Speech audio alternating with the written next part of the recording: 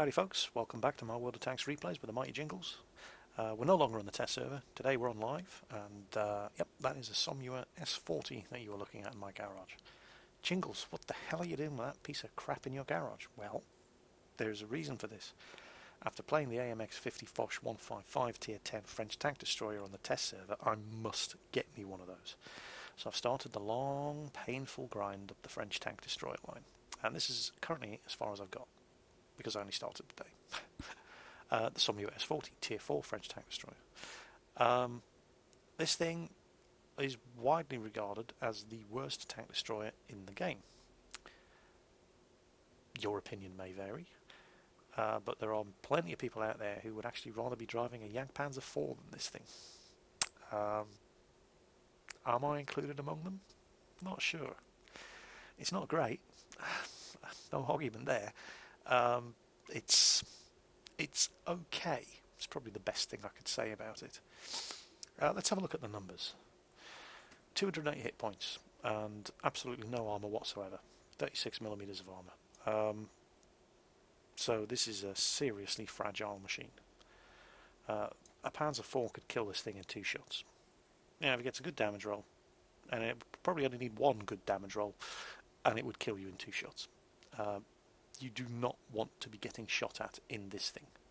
I mean, you don't want to be getting shot at in anything, but you know, if you're in a Mouse or an E100 or an IS-7, you don't mind getting shot at. You get shot at in this, you're a dead man. So there's that. It's also not incredibly mobile. Now, do not be fooled by that speed limit, 37 kilometers per hour. This thing lies. It's like the AMX-40, the Tier 4 light tank. Well, it doesn't lie. When it says the speed limit, well, that's completely accurate. You push this thing down a hill and it will not go any faster than 37 kilometers per hour. It's like the AMX-40, the speed limit is 50 kilometers per hour. And that is entirely technically correct. Push it down a hill and it will reach 50 kilometers per hour. But once it reaches the bottom of the hill, it'll slow right back down to 24 kilometers per hour again. Unless there's a slight incline, in which case it will slow down to 20 kilometers per hour, and that's as fast as it will go. So the speed limit and the top speed is not displayed on the statistics screen. Speed limit and top speed, 2 completely different numbers. This thing's top speed on the flat is probably closer to 25 kph, and it kind of takes a while getting there as well. But if you're cruising down the hill on Malinovka, yeah, you can reach 37 kilometers per hour. Just don't expect to be able to sustain that speed, because it weighs, depending on modules fitted, it's going to weigh around 25 tons, and it only has a 260 horsepower engine. And yes, that is the upgraded engine. The traverse speed, however, is pretty good. Because it moves forward so slowly, when you do turn, the turn feels very quick, 30 degrees per second. And that's the fastest traverse of any of the French tank destroyers up to this point. Now, the previous two, at Tier 2 and Tier 3, the Renault FT-AC and the Renault UE-57, well, you know, Tier 2 tank destroyers, they're fun, but they're not great. Tier 3 tank destroyers, this little fella, he had some serious competition, because he's going up against the Marder too. And there is he would have to be seriously spectacularly good to look good next to the Marder 2, and he doesn't. This thing was hard work. I mean, you know, you can get some kills in it, but it's seriously fragile. Hull armour, 9mm. 9mm. Whoa! And also the gun that it has, well, the guns. Yeah, there we go, the 47mm and the 57mm 6-pounder. They have no gun depression. Now, I'm not saying they have poor gun depression. They have no gun depression at all. This thing has the worst gun depression of any tank in the game I have ever seen. And if you have a look at my tech tree, yeah, I've seen quite a few. That thing, the Renault UE-57, do not expect to be able to shoot down hills with this bugger. Right? It just can't do it. But anyway, we're talking about the Somua S-40. So, massively armoured in comparison to its predecessor, but still, you're going to get, I mean, 36mm, effectively 36mm all round. It's 35 at the sides and rear. It's 36 at the front. I mean, it may as well be nothing. That's not going to save you. You may get some bounces, but don't count on it. If anything hits you here from the front, it's probably going to bounce off.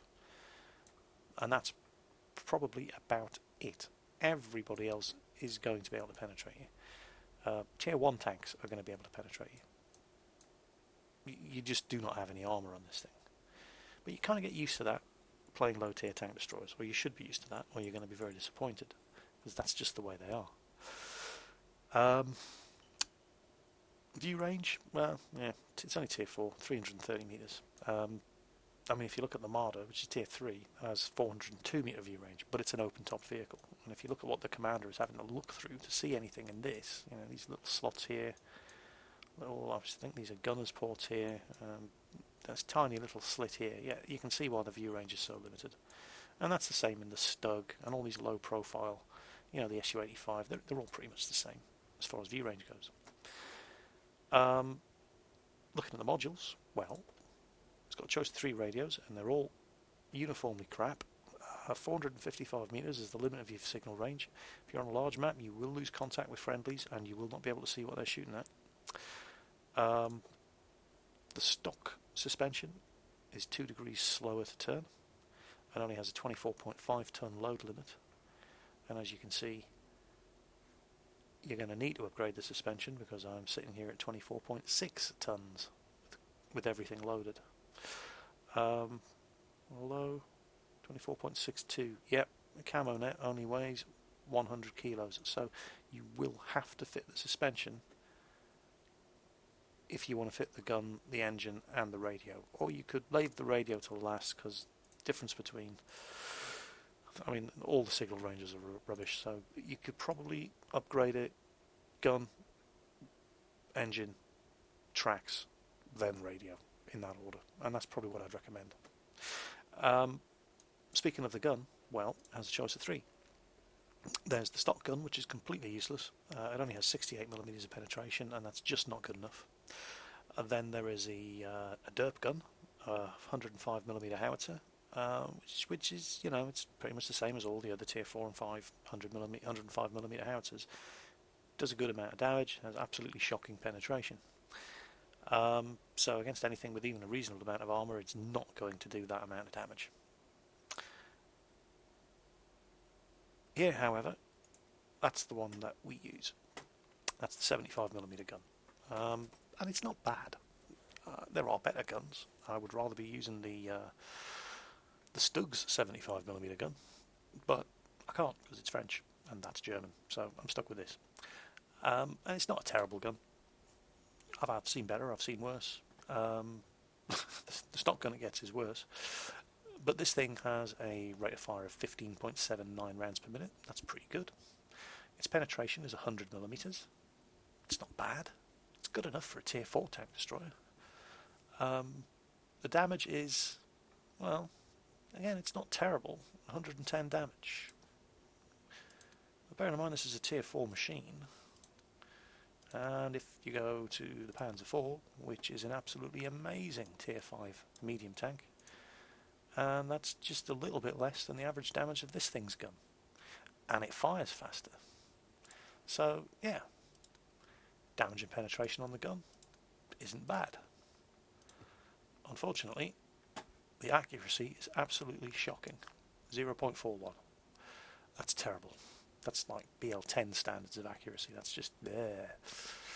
However, the good thing is the aiming time. That's very good, 1.7 seconds. And it does feel quick. And when you need to get that shot off, because you've just popped out of cover, that does make a big difference. However, there are all kinds of stats on these machines that are not visible in the garage. Things like gun traverse, gun elevation, gun depression, ground resistance on the suspension, camouflage values. You know, all these statistics that that are just not available in the garage, and they often have a very, very significant effect on how you play the game. As I've said, if you look back at the tech tree, and the tank that you have to go through to get to this, the Renault UE57, has no gun depression. But you can't tell that by looking at it. You find that one out the hard way when you're playing it. and you're trying to shoot somebody who's a metre lower than you are, and you can't. So let's take it out for a spin and see how it performs in the real world. So this was my very first game in the S-40. I have one of my clanmates, Grimhawk. You can see me platooned up with him in my T-29 video. He was driving his Tiger P. We're on TeamSpeak today, and I told him I'd got one of these things. And he said, "Oh man, I feel so sorry for you. How are you finding it?" I said, "Yeah, 4 kills in my first game." Like, I hate you. But even a broken clock tells the right time twice a day. Have a look here. That is the limit of your gun traverse on this thing.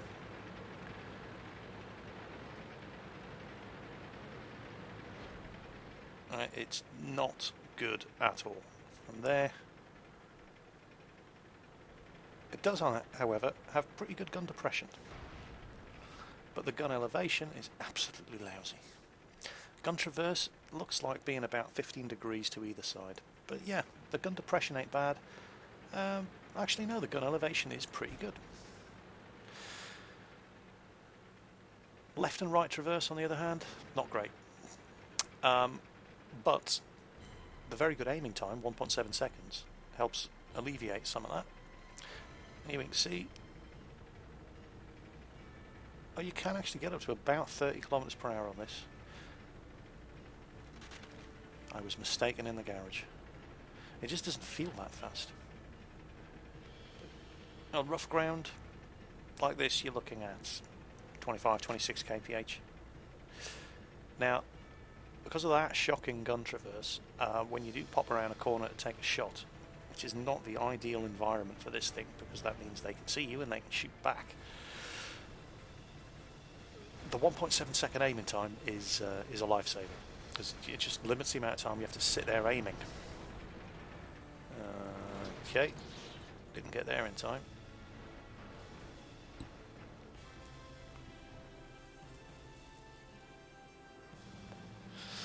And that T-18's on the other side of the building, so I ain't going to shoot him from here. And I have no desire to drive into the middle of that big old open square, not with a Hetzer over there. So let's see if we can ambush this Hetzer.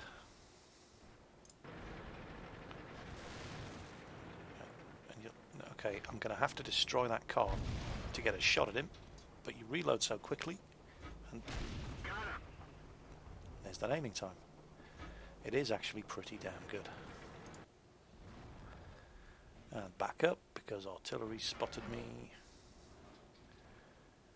And I'm trying here. I'm kind of having a bit of a derp moment. Trying to get a shot through the arches. You can't actually get the nose of your tank down into those arches. And the guy that I was looking at is on the other side of the wrecked buildings across the road there anyway. So we're going to have to go looking for him. Now, there's another Somua S-40 over there, and you've got to feel sorry for this guy because I'm convinced he was using the stock gun. You'll see what I mean in a minute. And bear in mind, this thing has 36mm of armour at the front.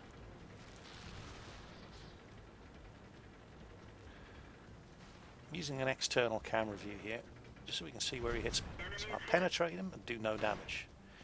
And he hits me right in the gun mantle. And then he hits me right in the gun mantle again. And he's not going to get a third shot. So while you do have, see that? While you do have only 36mm of armour here, that gun mantle is surprisingly tough. Let's have a look. No, it looks like he was actually using the same gun as us.